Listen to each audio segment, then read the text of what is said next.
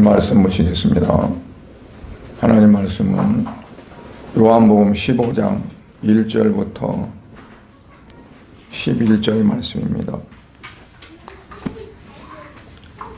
요한복음 15장 1절부터 11절 말씀.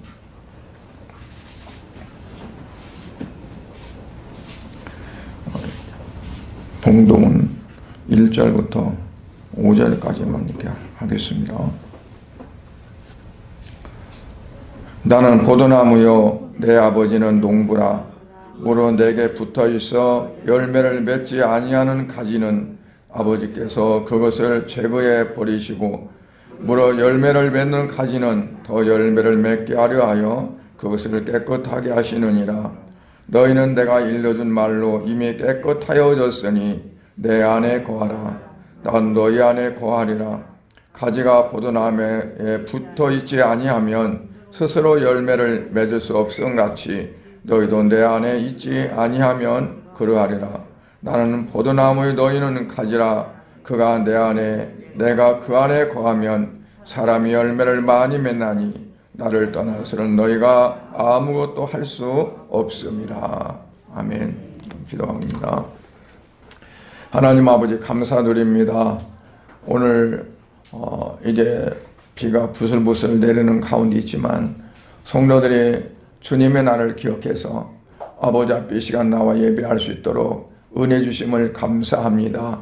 아버지, 또한 형편상 이 자리에 같이 참여하지 못하고 또한 각 처소에서 예배드리는 성도가 있다면 우리 아버지 하나님께서 이 시간도 그곳에도 하나님 역사하시고 함께 하셔서 아버지 같은 성령으로 충만케 하시며 은혜의 시간이 되어지도록 주께서 인도하여 주시옵소서. 이 시간 부족한 종 말씀 믿고 말씀을 또한 나누고자 합니다. 주님, 종의 입술에 성령 충만함을 주셔서 하나님 말씀을 대언할 수 있도록 은혜 베풀어 주시고, 또한 우리 성도들의 영적인 귀도 열어주셔서 하나님의 음성을 들을 수 있는 귀한 시간이 되어지도록 은혜 베풀어 주시옵소서. 모든 걸 주께서 주관해 주실 줄 믿사오며 예수 그리스도의 이름으로 기도하옵나이다. 아멘. 예수님께서 이제 제자들을 모아놓고 마지막 만찬을 하시고, 그리고 또 제자들에게 말씀을 전했습니다. 그래서 요한복음 13장에서는 이제 예수님께서 제자들과 함께 만찬을 하셨고, 그리고 14장, 15장, 16장, 17장까지 이제 마지막 설교를 할 정도로 긴 설교를 하게 됩니다. 그리고 18장에서는 십자가를 앞에 놓고 겟세마네 동산에 올라가서 땀방울이 빗방울처럼 되어질 정도로 간절히 하나님 앞에 기도하는, 그리고 이제 붙잡혀서 가진 고초를 당하시고, 그리고 십자가에 못 박혀 죽고 또 장사되고 부활하심으로 우리의 모든 죄를 대신 속죄하신 그러한 주님을 우리가 생각할 수 있습니다. 오늘은 이제 15장의 말씀인데 바로 예수님께서 제자들에게 마치 유언과 같은 그러한 설교를 하시는 그러한 내용 가운데 이러한 말씀입니다. 특별히 오늘 이제 1절부터 5절까지 읽었는데 5절 말씀 보면 나는 포도나무요 너희는 가지라. 내가 그 안에, 아니 그가 내 안에, 내가 그 안에 거하면 사람이 많은 열매를 맺나니, 내 안에 나를 떠나서는 너희가 아무것도 할 수 없다. 그렇게 예수님께서 말씀하셨습니다. 왜냐하면 이제 열매를 맺어야 된다는 거예요. 그래서 포도나무 가지가 있어서 그 포도나무 가지에서 열매를 맺는데 이 가지가 열매 맺지 못한다면 안 된다는 거죠. 여러분 포도나무에 포도가 열리는데 포도가 몇 년 된 가지에서 포도나무 열릴까요? 포도가 열릴까요? 새로 난 가지요. 1년생일까요? 2년생일까요? 포도나무에서 포도가 열리는데 1년 된 가지에서 열려요? 2년 된 가지에서 열려요? 3년 된 가지에서 열릴까요? 1년 된 가지. 예? 1년 된 가지. 포도나무 순이 나오면서 열매를 갖고 나옵니다. 예, 포도나무 새순이 나올 때 아예 조그마한 열매가 달려서 나와요. 그러니까 뭐 사과나무나 배나무처럼 이제 단연생이 아니라 그거는 이제 가지치기를 잘해야 이제 그 1년, 2년생에서 이제 포도가 아니 뭐 과실이 열리니까 가지치기를 잘못하면 수확이 떨어져요. 포도를 왜 가지고 그랬었느냐? 그 당시에는 포도나무가 제일 많았던 것 같아요. 이제 지역상 물이 안 좋으니까 음료 대신에 포도를 심어서 포도즙으로 음료를 했기 때문에 잔치를 한다거나 아니면 집에서 먹는다거나 하는 것들이 이제 포도가 필요했기 때문에 포도를 많이 심었는데 포도를 심어놨고도 열매를 안 맺으면 그 나무는 어떻게 하겠느냐 하는 거죠. 그러니까 마땅히 주인이 심은 그 목적을 이루기 위해서는 열매를 많이 맺어야 된다는 거예요. 그러면서 우리에게 어떤 말씀을 하냐면 우리 신앙생활하고 또 마찬가지라는 거죠. 예수님은 포도나무라 우리는 거기에 붙어있는 가지라. 그러면 그 가지가 어때야 열매를 맺을 수 있느냐? 포도나무에 붙어있지 않으면 열매를 맺지 못한다. 마찬가지로 우리가 신앙생활하는 것도 주님을 떠나서는 열매 있는 신앙생활을 할 수가 없다는 거죠. 열매 있는 신앙생활이라는 것은 하나님이 원하시는 삶, 하나님이 기뻐하시는 삶, 그 삶을 통해서 하나님이 원하시는 것들을 이제 우리가 맺을 수 있어야 된다는 거예요. 그래서 오늘 말씀드린 것은 열매 맺는 가지가 되어야 된다 하는 그러한 뜻으로 말씀을 드리려고 합니다. 그러려면 열매가 맺는 가지가 되어야 하는데 만약 열매를 맺지 못하면 어떻게 되느냐? 오늘 2절에 보니까 물은 내게 붙어 있어 열매를 맺지 아니하는 가지는 아버지께서 그를 제거해 버리시고 그랬어요. 제거해 버리시고. 그러니까 만약에 무릇 그 말은 이제 만약에 그 말이에요. 내게 붙어 있어 열매를 맺지 아니하는 가지는 다 어떻게 한다고요? 제거해 버린다. 그리고 왜 제거해 버리냐? 목적이 있어요. 더 열매를 맺게 하기 위해서 잘라낸다는 거죠. 여기서 잘라낸다는 거는 제거한다는 거는 아예 그냥 잘라버린다는 것이 아니에요. 그만큼 고통을 주고 그만큼 시련이 오고 그만큼 환난이 온다는 거죠. 그러니까 잘라지는 만큼의 그러한 고통과 시련이 온다. 왜냐하면 열매를 맺게 하기 위해서 그렇다는 거예요. 호박을 심었는데 이 호박이 넝쿨만 무성하고 잎만 무성해. 이게 꽃이 암꽃, 숫꽃이 있는데 암꽃이 피지 못하면 호박이 안 열려요. 그러면 어떻게 할까? 옛날에 시골에 엄마들이 다니면서 회초리 갖고 이파를 막 때리고 이놈의 호박 새끼가 게을러가지고 하면 막 이파리가 있죠. 막 무성하잖아요. 그러면 회초리로 막 이파리를 때리고 다녀. 왜 그럴까요? 그러면 호박이 이거 내가 아프네 그러고 막 열매를 맺을까요? 괴롭히면 이게 머리가 뇌가 없는 것 같아도요 다 있어요. 그래서 뭐냐면 이러다가는 내 씨를 못 버티겠구나, 내가 죽겠구나. 그래서 빨리 심어져 두려고 그래요. 그래서 그런 방법을 쓰는데 우리는 어떻게 했냐면 호박 넝쿨이 쭉 갖고 이게 안 열리면 호박 넝쿨을요 세로로 칼로 찢어요. 이렇게 열십자로 찢어놔. 그러면 얼마나 괴롭겠어 이게. 그러니까 이거 이러다가는 죽겠다 그래가지고 호박을 열매를 맺는 거야 이제. 그게 이제 제가 배운 거고 원리가 그렇구나 하는 걸 느낀 거예요. 마찬가지로 예수님께서 포도나무 비유해서 말씀하시면서 이 포도나무 가지가 붙어 있는데 그러면 열매를 맺어야 할 거 아니냐. 열매 맺지 않으면 어떻게 하느냐.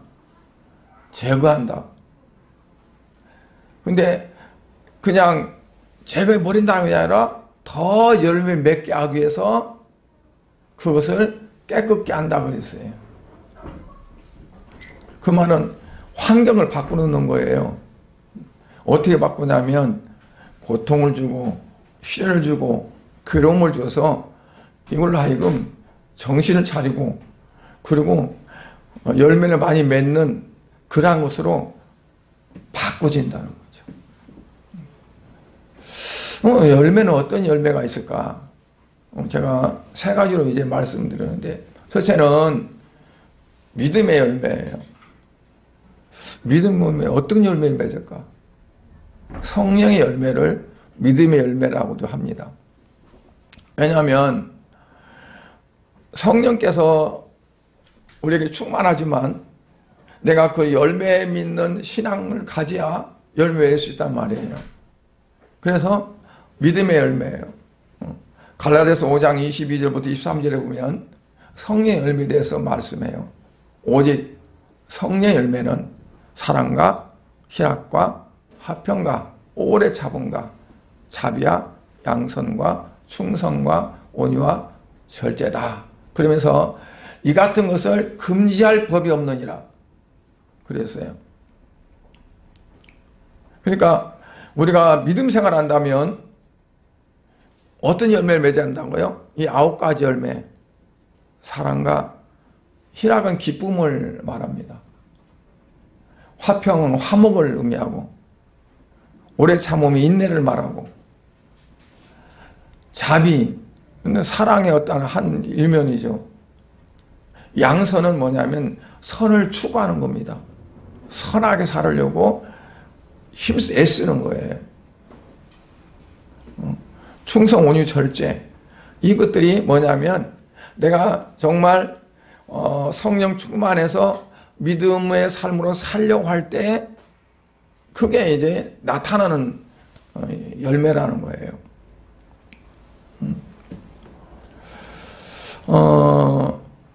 그리고 두 번째는 뭐냐면 전도의 열매예요. 하나님께서 가장 기뻐하시는 게 뭘까요? 다 기뻐하겠지만 그 중에서 전도를 가장 기뻐해요. 예수님이 마지막 부탁하신 거, 명령하신 것이 뭐냐면 바로 내 증인들아 땅끝까지 이르러서 복음을 전파하라 하는 거예요. 사도행전에서도 보면 이제 성령이 너희 임하면 너희가 권능을 받고 그리고 예루살렘과 사마리아와 온 유대와 땅까지 이르러서 내 증인들아. 하늘로 올라가시기 직전에 500여 명이 있는 가운데서 예수님이 말씀하시기를 그랬어요. 너희는 이제 모든 민족으로 제자를 삼아서 아버지 아들과 성령의 이름으로 세례를 주라. 그리고 내가 너에게 부탁한 것들을 전하라. 그러면서 내가 너희와 항상 함께 있으리라. 그러면서 제 아들에게 마지막 부탁을 하셨어요. 그 뭐냐면 예수님이 우리를 구원하시는 구원의 역사를 이루셨지만 우리에게 부담을 줬어요. 우리가 해야 될 일을 맡기셨어요. 그게 뭐냐면 그 복음을 다른 사람들에게 전하는 거예요. 전하는 것. 그래서 사도 바울은 뭐라고 하냐면 골로새 1장 24절에서 그리스도의 남은 고난을 그의 몸된 교회를 위해서 내 육체에 채우노라 그랬어요. 그리스도의 남은 고난은 뭐냐면 그게 복음을 증거하는 일이에요. 그래서 하나님께서 가장 기뻐하시는 것도 예수님께서 가장 기뻐하시는 것도 뭐냐면 복음을 전해서 잃어버린 영혼들을 다시 찾고 그리고 그들 하여금 하나님의 자녀로 되돌리는 거, 회복시키는 거, 그것이 우리에게 주어진 사명이라는 것을 말씀합니다. 세 번째는 뭐냐면 기쁨의 열매예요. 기쁨의 열매. 우리가 믿음으로 살면 어떠냐면 기도의 응답도 있죠. 그런데 그 기도의 응답이 뭐냐면 목적이 어디에 있느냐면 하나님 앞에 영광을 드리고 하나님 앞에 영화롭게 하고 하나님 뜻대로 살기 위한 그러한 것이 바로 우리의 기도가 되고 그리고 하나님은 거기에 따라 응답하셔서 우리가 그 말씀대로 잘 살아감으로 하나님을 영화롭게 하고 우리는 어떠냐면 기쁨이 되는 거죠. 그래서 사도 바울이 뭐라 하겠어요? 항상 기뻐하라. 쉬지 기도하라. 범사에 감사하라. 그러니까 항상 기뻐하라. 모든 일에 감사하라. 그게 뭐냐면 예수 그리스도의 안에 살면서 예수 그리스도 안에 산다는 것은 성령이 내 안에 거하고 성령이 이끌린 대로 살아가는 거잖아요. 그러면 거기에 나타난 가장 근본적인 어떤 현상이 뭐냐면 기뻐한다는 거예요. 기쁨이 있다는 거. 그러니까 우리가 예수를 믿는 가장 그 대표적인 증거가 뭘로 나타나야 되냐면 기뻐하는 거라는 거죠. 그래서 하나님을 영화롭게 하며 즐거워한다는 것은 하나님을 즐겁게 하는 것이 아니라 내가 그 안에서 즐거워하는 거거든요. 즐거워한다는 건 뭐냐면 기쁨으로 사는 걸 말해요. 그러니까 고난이 와도 그 안에서 기쁨을 찾아야 되고 어렵고 힘든 상황이 온다 할지라도 그 안에서 기쁨을 맛볼 수 있고 찾을 수 있는 그게 바로 뭐냐면 우리가 성령이 충만한 그 삶의 증거라는 거예요. 그러니까 내가 성령 안에서 충만해지면 그 기쁨의 열매가 맺어져야 된다는 거예요. 그런데 그렇지 못하고 맨날 그냥 정말 울상이고 그리고 맨날 징징하고 맨날 괴로움 속에 살고 그러면 열매가 안 나타나는 거죠. 그러니까 내 육신적인 어떤 거기에 그냥 매여 사는 거지 내 안에 성령을 통해서 주어지는 열매의 삶을 사는 것이 아니라는 얘기예요. 여러분 나무를 심었는데 그 나무에 포도나무를 심었는데 1년이 2년이 돼도 포도나무 심고 나서 얼마 있으면 포도가 열릴까요? 늦으면 3년, 빨리면 2년 채도 조금 열어요. 많이는 안 여는데. 열매 빨리 맺는 나무 중에 포도나무가 제일 빨리 열어요. 나무를 꺾어다 심으면 그냥 살아요. 포도 줄기를 꺾어다. 살아가지고 이게 열매를 맺혀요. 우리도 마찬가지로 우리가 내 안에 성령 왔으면, 성령 임하시고 내게 하나님의 성전이 됐으면 나타나는 현상들이 많이 있지만 그 가운데 가장 중요한 게 기쁨의 열매가 되어져야 된다는 거죠. 아무리 전도를 많이 한다 할지라도, 아무리 봉사를 많이 하고 헌신을 많이 한다 할지라도 내 안에 기쁨이 없으면 내가 성령 안에서 온전하게 사는 것이 못 된다는 얘기예요.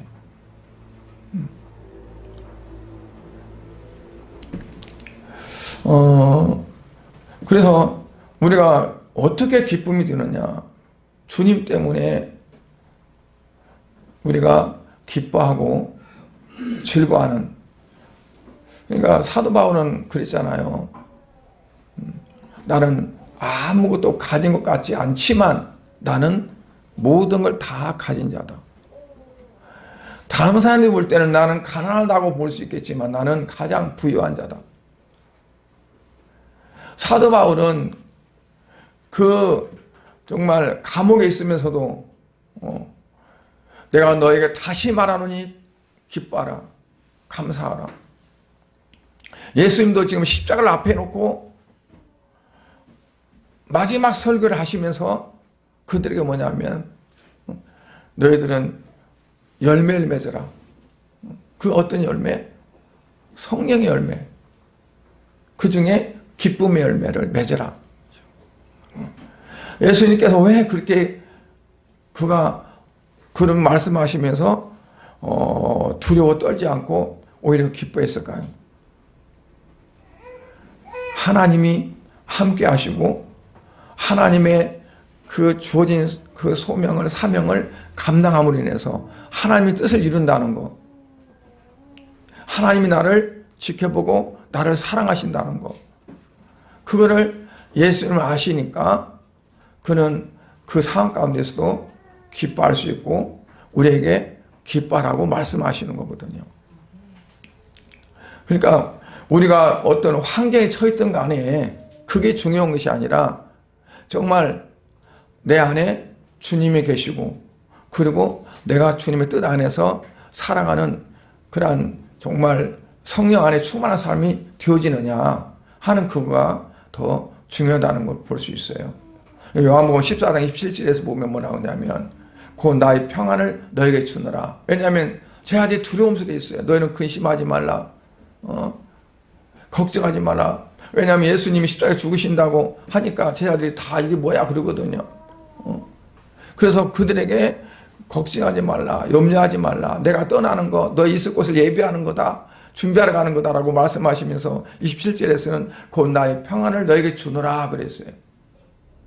그런데 11절에서는 더 나아가가지고 뭐라고 하냐면 내 기쁨을 너에게 준다 그랬어요. 충만하게 하신다.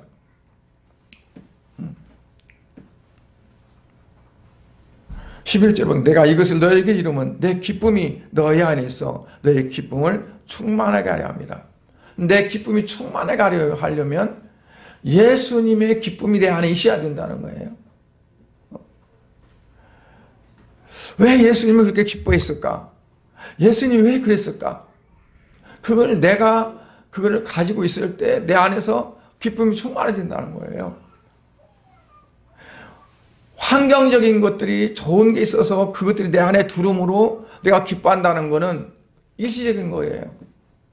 그거는 오래 못 가요. 금방 없어져요. 그런데 예수님의 기뻐함이 내 안에 있으면 계속 샘솟던 요한복음 7장에서 그랬잖아요. 내가 너에게 주는 물은 배에서 생수가 솟아날 것 같다. 누구든지 목마른 자는 다 내게로 오라. 그러니까 예수님의 그 기쁨이 내 안에 오게 되면 내 모든 삶이 기쁨으로 바꿔지고 변화되어진다. 9절에 보니까 아버지께서 나를 사랑하시는 것 같이 나도 너희를 사랑하였으니 나의 사랑 안에 거하라. 그러면 너희 안에 기쁨이 있으리라. 너희가 열매를 맺으리라. 믿음의 열매, 전도의 열매, 성령의 열매가 있어도 그 가운데 가장 중요한 부분이 뭐냐면 내 안에 항상 기쁨이 솟아나는 기쁨의 열매가 있어야 한다는 거예요. 여러 가지 급변한 세상 속에 우리에게 시련이 올 수 있고 환난이 올 수 있고 고통이 올 수 있고 여러 가지 각도에서 올 수가 있어요. 근데 그 가운데서도 우리가 기쁨을 가지고 살아간다면, 오늘 세상적으로도 그러더라고요. 세상 사람들도 무슨 호르몬이 우리의 좋은 호르몬들이 어느 때 나오느냐, 내가 기뻐할 때, 감사할 때, 그럴 때 나온대요. 근데 그런 것들은 어떠한 우리의 신앙적인 과는 다른다 할지라도 우리는 그와 같이 예수 그리스도 안에서 기뻐하는 삶이 되어진다면 우리에게 하나님 우리 안에 거하시니까 하나님께서 기뻐하시고 하나님께서 우리에게 복을 주신다는 것을 우리가 꼭 믿으시기를 바랍니다. 그 다음에 두 번째는 뭐냐면, 그러면 열매 맺는 가지가 되려면 우리가 신앙생활 어떻게 해야 되느냐, 어떻게 가지가 나무에 붙는 생활이 되느냐 이거예요. 포도나무 가지가 포도나무에 붙어 있어야 된다는데 우리는 어떻게 해야 그 나무에 붙는 신앙생활을 하느냐는 거죠. 사절에 보니까 내 안에 거하라, 나도 너희 안에 거하리라 그랬어요. 그러니까 열매 맺는 가지가 되려면 그 가지가 나무에 붙어 있어야 되는 거예요. 그런데 어떻게 붙는다는 거예요? 예수님을 내 인생의 주인으로 받아들이고 주인으로 섬기는 겁니다. 그러니까 모든 것이 다 내가 하는 것이 아니라 주님이 하시고 주께서 이루신다고 이렇게 믿는 거예요. 내가 엄청난 어려움이 왔다? 그러면 우리는 어떨까요? 막 그 힘속에 빠지고 괴로움 속에 들어가는데 그러지 말고 주님이 하셨네. 그러면 주님이 왜 그렇게 하셨을까? 나를 어떻게 주님이 하시려고 나를 이렇게 하셨을까? 하면서 주님이 하신 그 어떠한 것을 놓고 내가 기도해야 되죠. 그러니까 과거적인 거나 현재적인 거나 미래적인 거나 모든 것들이 내가 하는 것 같지만 그러나 결국 알고 보면 주님이 하시는 거다. 주님이 하시는데 그냥 하는 것이 아니라 다 목적이 있고 필요한 거예요. 오늘 예수님께서 만약 열매 맺지 아니하면 내가 그 가지를 제거하겠다. 그런데 목적이 어디에 있어요? 더 많은 열매를 맺게 하기 위해서 한다는 거예요. 그러면 그 가지가 잘라진다고 할 때 그 고통을 얼마나 많이 느낄까요? 힘들까요? 그럼 그 고통이 그냥 오는 고통을만 생각한다면 괴로워서 못 사는 거죠. 견딜 수 없는 거죠. 그러나 왜 내가 이렇게 그렇구나, 열매 많이 맺으라고 하는구나 하는 걸 알게 되어지면 생각이 바꿔지잖아요. 생각이. 요한복음 1장 12절에 보니까 영접하는 자, 그 이름을 믿는 자들에게 하나님 자녀가 되는 권세를 주신다. 영접한다. 영접한다는 그게 뭐냐면 바로 접붙임 당하는 거예요. 옛날에 감을 먹고 감씨를 이제 버렸는데 싹이 나요. 그러면 이 싹이 나면 아주 맛있는 감을 먹었어요. 그러면 이게 싹이 나서 감나무가 돼갖고 열매를 맺는데 맛있는 감이 열릴까요? 아니면 맛없는 감이 열릴까요? 맛없는 감이 열리죠. 그럼 어떻게 해야 돼요? 잘라내고 접을 붙여야 돼요. 좋은 나무 가지를 꺾어다가 거기다 접 붙이는 거예요. 접 붙이는 방법은 몇 가지가 있어요. 눈을 따서 눈을 갖다 접 붙이는 경우도 있고, 나무를 잘라서 나무끼리 연결하는 방법도 있고 여러 가지가 있는데, 그런데 어쨌든 간에 접을 붙여야 돼요. 그러니까 영접한다는 건 바로 그거 같아요. 돌감나무에다가 단감나무를 갖다가 붙이는 것 같아요. 우리는 돌감나무 같아요.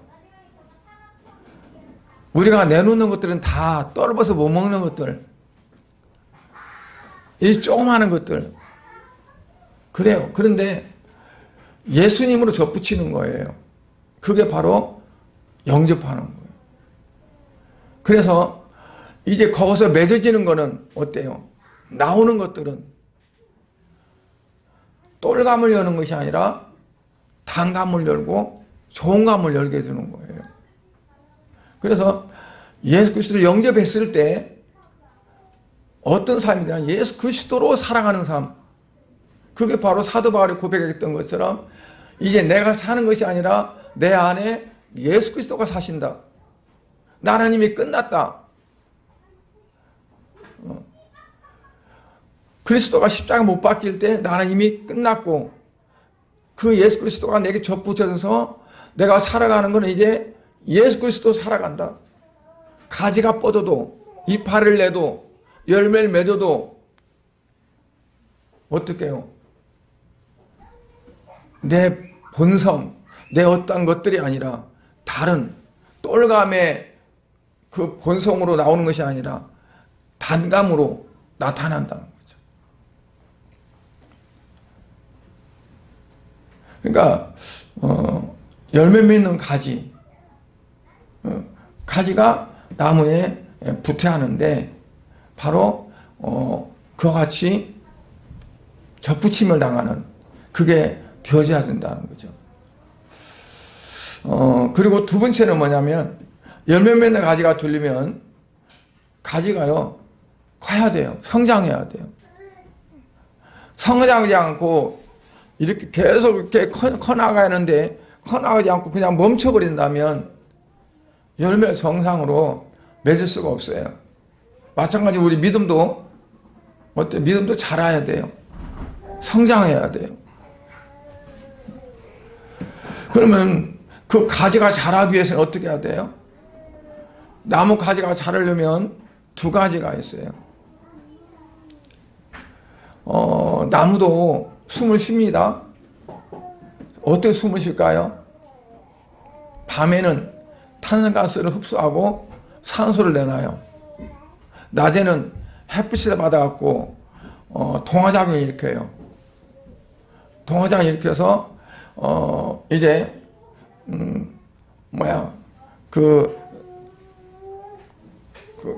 녹색 그 이파리가, 엽록소가 햇빛을 받아서 영양분도 만들고 살아갈 수 있는 어떤 그런 부분들을 만들어요. 그래서 나무도 숨을 쉬고, 그런데 우리도 숨을 쉬는데 코로 숨을 쉬는 걸 말하는 것이 아니라 영이 살아가려면 영이 숨을 쉬어야 한다는 거죠. 그게 뭐라고요? 기도라고. 그러니까 우리 육이 살아야 되듯이 우리 영도 건강하게 잘 자라야 되는데, 그게 바로 믿음이 자라고 가지가 자라는 거예요. 또 뿌리에서 계속 영양분을 공급받아야 돼요. 그렇지 않으면 안 돼요. 영적으로 우리가 공급받는 것은 뭐냐면 말씀이에요.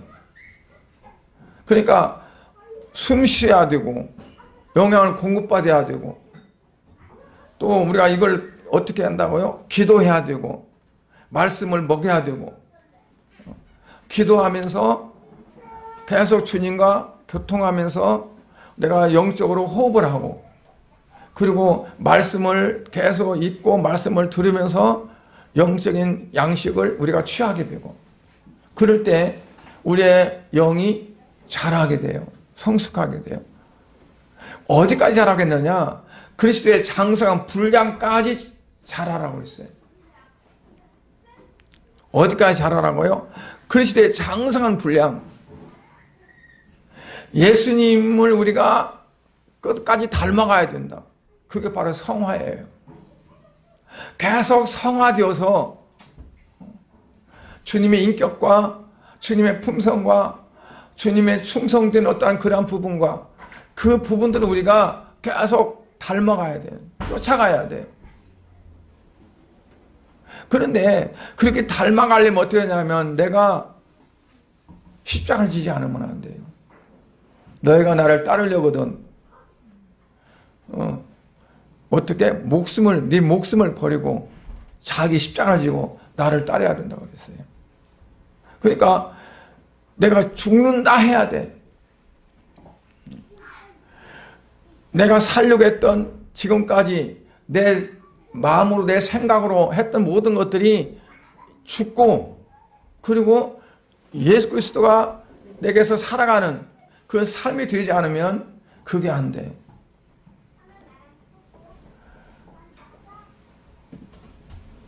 계속 기도하고 끊임없이 기도하고 쉬지 말고 기도하라 하겠어요. 3일 선자는 뭐라고 했어요? 내가 기도하다 쉬는 죄를 범하지 말게 하소서 그랬어요. 그 말은 기도하다 쉬는 것도 범죄라는 거예요. 죄 짓는 거라는 거예요. 여러분 하나님 말씀은 우리의 영의 양식이에요.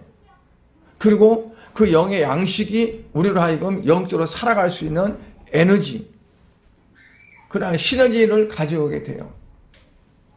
그래서 하나님의 자녀 된 자들은 기도와 말씀이 예배를 통해서 주어지는데 예배가 기본이 되어야 돼요.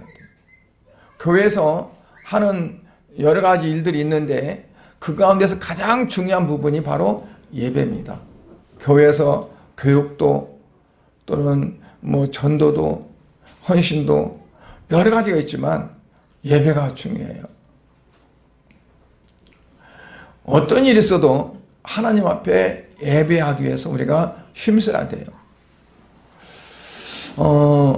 그리고 세 번째는 열매 맺는 가지가 되려면 전지 작업이 있어야 돼요.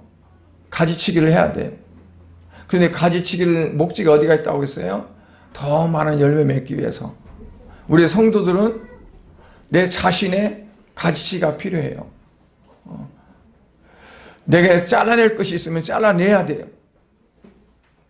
이것 때문에 내가 못 간다면 잘라내야 돼. 운동 경기 선수들은 어떠냐면 거치장스러운 옷을 입고는 할 수 없어요. 다 벗어야 돼. 그러니까 우리가 신앙생활 하는 데 있어서 내가 이것 때문에 신앙생활 잘 못해 그러면 그거 벗어내야 되고 잘라내야 돼요. 그거 가지고 가면 안 돼. 잘라낸 데는 어떨까요? 아픔이 있죠. 당연히 아픔이 따르죠. 그 아픔이 뭐냐? 바로 회개하는 거예요. 회개하다 보면 눈물도 나고 콧물도 나고 막 그러잖아요. 마음이 찢어지게 아플 때도 있고 그러잖아요. 그 아픔이 없으면 어떠냐? 내가 영적으로 성장할 수 없어요. 열매 맺는 그러한 삶을 살 수가 없어요. 여러분 우리가 신앙생활 하면서 얼마나 정말 주님 앞에 내가 엎드려서 내가 눈물을 흘리고 콧물을 흘리면서 내 잘못된 거, 내 죄악을 놓고 내가 회개해 보니까 어느 때 그냥 엄벙덤벙 그냥 지나가 버리고 하루 지나가고 한 달 지나가고 그러지 않아요. 우리가 육신이 조금만 아프면 육체가 아프면 병원에 가고 초음파도 검사도 해보고 CT 촬영도 해보고 MRI 촬영도 해보고 그러면서 가정 방법 다 쓰잖아요. 어디만 조금 질거나 아프다 그러면 그러잖아. 그런데 내 영적으로 진단을 해보세요. 영적 진단해봐가지고 나 이게 내 잘못됐구나 이거 좀 약하구나 그러면 그거 치료하려고 얼마나 여러분이 애쓰세요. 내 신앙이 뭔가 부족하다 싶은데 그거를 고쳐보려고 얼마나 애쓰고 힘써 보시냐고요. 정말 하나님이 기뻐하시는 그러한 열매 맺는 삶을 살려면 우리 영도 육신에 묻지 않게 왜냐하면 육신은 이 땅에서 시한부예요. 내가 살아봤자 얼마 살 거냐? 시한부야. 그러나 우리의 영혼은 영원하잖아요. 그러면 뭐가 더 중요할까요? 이 땅에 살아가는 삶, 그게 더 중요한가요? 우리가 어떻게 하면 영적으로 잘 관리가 되고 주님이 원하시는 열매를 많이 맺는 삶을 살까? 이게 더 중요할 거 아니에요. 그러면 거기에 더 투자를 해야 돼요. 거기에 더 우리가 신경을 써야 한다는 거죠. 아브라함도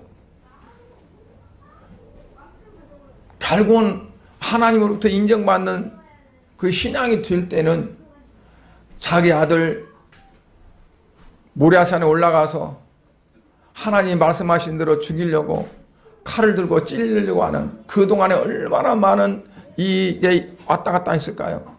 여러분 바꾼 생각해 보면.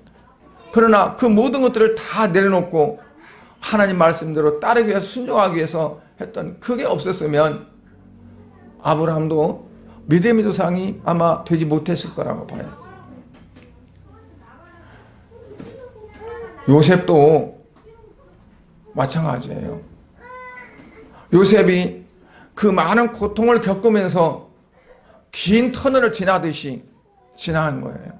그리고 나중에는 끝내 애굽의 총리 대신이 돼서 하나님의 그 정말 광대한 그 뜻을 이루기는데 쓰임을 받는 그러한 그릇이 됐잖아요. 큰 가지가 됐어요. 우리가 이런 말씀을 우리가 생각하면서 정말 나도 어떠한 경우도 어떤 환경에서든지 내가 열매 맺는 가지가 돼야 되겠다는 그런 마음을 가지시기 바랍니다. 네 번째는요, 열매 맺는 가지가 되려면 꽃을 피워야 됩니다. 꽃을 피지 않으면 열매를 못 맺잖아요. 호박도요, 호박 꽃이 안 피면 열매를 못 맺어요. 어떤 사람들은 아주 못생긴 꽃을 가리켜서 호박꽃이라 그래. 그래서 호박꽃 같다고 하는데 호박꽃 볼 때마다 호박 심은 사람들은 그렇게 아름다울 수가 없어요. 왜냐하면 호박꽃이 열려야 피어야 호박이 열리니까. 호박꽃 열렸네, 피었네. 그러면서 좋아가지고 그것도 수정을 하고 그래요. 사도 바울은 성도들을 가르쳐서 고린도 교회 성도를 향해서 뭐라고 했냐면 그리스도의 향기라 그랬어요. 그리스도의 향기라. 그리스도의 향기란 그리스도를, 예수 그리스도를 열어가는 거라는 거예요. 맺어가는 거. 나를 통해서 예수 그리스도가 또 맺어가는 삶. 그 꽃이 피어서 향기를 나타낸다는 거예요. 그러니까 우리가 다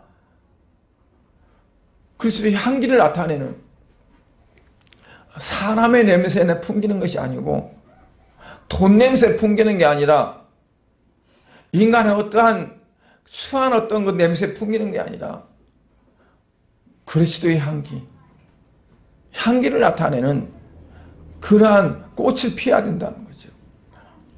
여러분들에게 그렇게 많은 정말 좋은 꽃들이 많이 피어지기를 원합니다. 이러한 가지가 됐을 때 주인의 마음을 기쁘게 할 수 있는 열매를 많이 맺히게 돼요. 사랑하는 성도 여러분, 저는 여러분들이 정말 앞으로 신앙생활 속에서 이렇게 좋은 열매, 믿음의 열매, 전도 열매, 기쁨의 열매를 많이 맺어서 하나님을 기쁘게 하고 주님을 기쁘게 하는 그런 삶이 될 수 있기를 주의 이름으로 간절히 축복을 드립니다. 기도하겠습니다.